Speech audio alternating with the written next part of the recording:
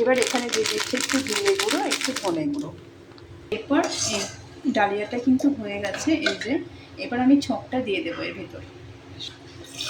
জিরে, শুকনো লঙ্কা, পাঁচফোড়ন দিয়ে একটা ছোঁক দিয়ে দিলাম।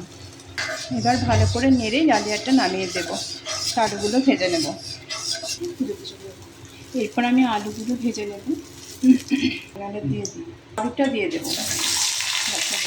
এরপর আলু ভাজার মধ্যে আমি দিয়ে দেবো পরিমাণ মতো লবণ, পরিমাণ মতো হলুদ,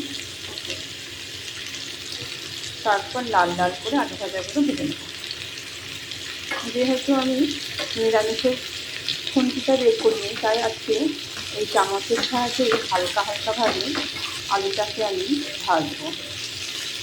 অনেক সময় এইরকম করতে হয়, অল্প ছোটোখাটো জিনিস বা একটু অসুবিধা করেও কাজ চালিয়ে নেওয়া যায়।